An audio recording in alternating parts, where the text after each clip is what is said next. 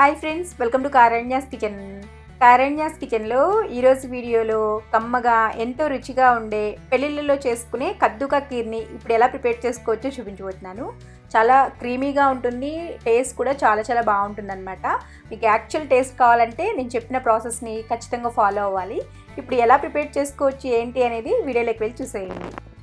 ఈ సొరకాయ పాయసంని ప్రిపేర్ చేసుకోవడానికి ముందుగా ఒక గిన్నెని తీసుకుని అందులోకి ఒక పావు కప్పు వరకు సగ్గుబియ్యం వేసి శుభ్రంగా నీళ్ళతో 1-2 సార్లు బాగా కడుక్కుని మళ్ళీ ఈ సగ్గుబియ్యం మునిగేంత వరకు నీళ్ళని పోసుకుని ఒక గంట పాటు అలా నానపెట్టుకోండి. అంత టైం లేకపోతే వేడి నీళ్ళైనా పోసుకుని ఒక పావు గంట అయినా సరే ఖచ్చితంగా నానపెట్టుకోవాలి. సగ్గుబియ్యం నానిన తర్వాత ఇప్పుడు ఒక సొరకాయని తీసుకోండి. 400 గ్రాములు లేదంటే 500 గ్రామ్స్ అయితే సరిపోతుంది. సో నేను కొంచెం పెద్దదనమాట ఇది, అందుకే హాఫ్ మాత్రమే తీసుకుంటున్నాను.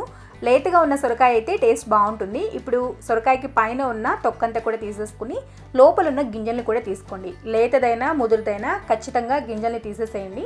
అప్పుడే మీకు పాయసం అనేది టేస్టీగా ఉంటుంది. లేదంటే పాలు విరిగిపోయే ఛాన్స్ కూడా ఉంటుందన్నమాట.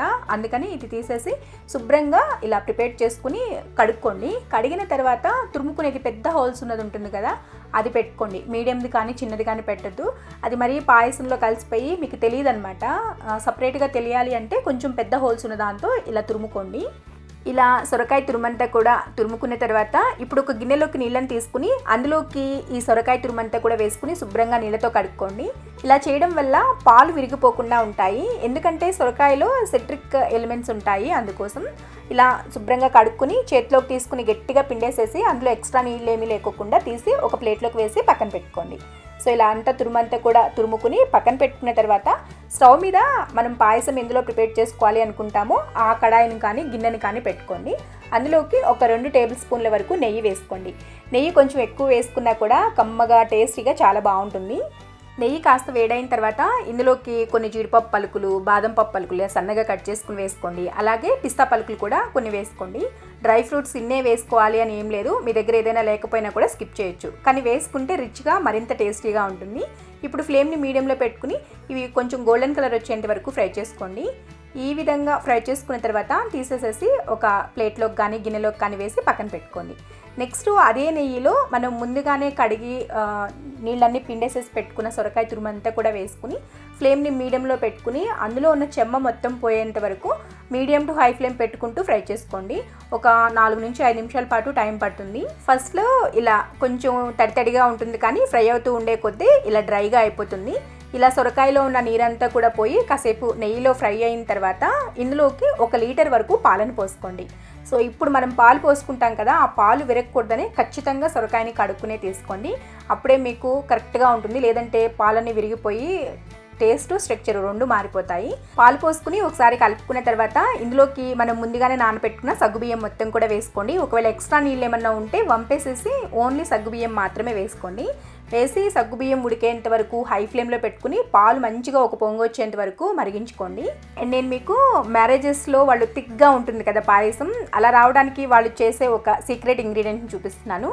ఇది కస్టర్డ్ పౌడర్ అనమాట. ఒక 2 నుంచి 3 టేబుల్ స్పూన్ల వరకు కస్టర్డ్ పౌడర్ ఒక గిన్నెలోకి వేసి అందులో కొంచెం నీళ్లు పోసి కలుపుకుని పక్కన పెట్టుకోండి. నేను ఎప్పుడు వేయాలో చెప్తాను. సో ఈ కస్టర్డ్ పౌడర్ పేస్ట్ వేయడం వల్ల పాయసంకి మంచి రిచ్నెస్ వస్తుంది, టేస్ట్ వస్తుంది, ఫ్లేవర్ కూడా ఉంటుంది. సో ఇలా ఖచ్చితంగా ట్రై చేయండి. మీకు ఫంక్షన్ స్టైల్లో కావాలి ఖచ్చితంగా అంటే ఇది స్కిప్ చేయొద్దు, అవసరం లేదనుకుంటే నార్మల్గా కూడా చేసుకోవచ్చు. సో చూడండి, ఇలా పాలు పొంగొచ్చిన తర్వాత మధ్య మధ్యలో కలుపుకుంటూ సగ్గుబియ్యం ఉడికేంత వరకు ఉడికించుకోవాలి. పెద్దగా టైం ఏం పట్టదు, ఆ పాలలో కాసేపట్లో చక్కగా ఉడికిపోతాయి. ఇలా ఉడికిన తర్వాత ఇందులోకి మనం ముందుగానే కలిపి పెట్టుకున్న కస్టర్డ్ పౌడర్ ఉంది కదా, అది మొత్తం కూడా వేసుకుని ఒక్కసారి గరిటె పెట్టి కలుపుకోండి. అలా వేస్తూ గరిటెతో కలుపుకున్నారంటే ఎక్కడ కూడా ఉండలు పడుకోకుండా, సో ఇది థిక్ అవ్వడానికి టేస్ట్ కూడా చాలా బాగా హెల్ప్ చేస్తుంది. సో వేసి ఇలా కలుపుకుంటే చూడండి కాసేపట్లోనే మనకి థిక్ కన్సిస్టెన్సీ వచ్చేస్తుంది. ఒకవేళ మీకు కొంచెం పల్చగా కావాలి అనుకుంటే కొంచెం నీళ్లు పోసుకోవచ్చు. సో చూసారా, చాలా థిక్గా అయిపోయింది. నెక్స్ట్ ఇందులోకి మీకు నచ్చితేనే గ్రీన్ ఫుడ్ కలర్ అనేది ఒక 2 డ్రాప్స్ అలా వేసుకోండి. ఎక్కువ కూడా వేసుకోవద్దు, మరి ఎక్కువ కలర్ అనిపించినా కూడా అంత బాగుండదు. అసలు లేకపోయినా కూడా పర్వాలేదు, మీకు చూడడానికి బాగోవాలి, ఫంక్షన్ స్టైల్లో కావాలి అని అంటే మాత్రం 2-3 డ్రాప్స్ వేసుకోవాల్సిందే. వేసి ఒకసారి కలుపుకోండి. ఫుడ్ కలర్ వేసి ఒకసారి కలుపుకున్న తర్వాత చూడండి కలర్ కూడా చాలా చేంజ్ వచ్చింది కదా. ఇప్పుడు ఇందులోకి ఒక 200 గ్రామ్స్ వరకు కండెన్స్డ్ మిల్క్ వేసుకోండి. జనరల్గా ఫంక్షన్స్లో అయితే ఖచ్చితంగా దీనిలో పచ్చికోవా యాడ్ చేస్తారు, అప్పుడే వాళ్ళకి ఆ రిచ్నెస్ ఆ టేస్ట్ వస్తుంది. లేకపోతే ఇలా కండెన్స్డ్ మిల్క్ కూడా వేసుకోవచ్చు. వేసి ఒకసారి కలుపుకోండి. అండ్ ఇందులో షుగర్ ఉంటుంది కాబట్టి షుగర్ అనేది చూసుకుని వేసుకోవాలి. ఫస్ట్ అందుకే ఇది వేసుకుని ఒకసారి కలుపుకున్న తర్వాత ఇక్కడ నేను ఒక హాఫ్ కప్పు పంచదార వేస్తున్నాను. మీకు అంత ఇష్టం లేదు అని అనుకుంటే కొంచెం పంచదార తక్కువే కావాలి అనుకుంటే పావు కప్పు అయినా వేసుకుని చూడండి. సరిపోకపోతే తర్వాత అయినా సరే వేసుకోవచ్చు. చూడండి, పంచదార కూడా వేసి కలుపుకుని మరొక 5 నిమిషాల పాటు బాగా ఉడకనివ్వండి.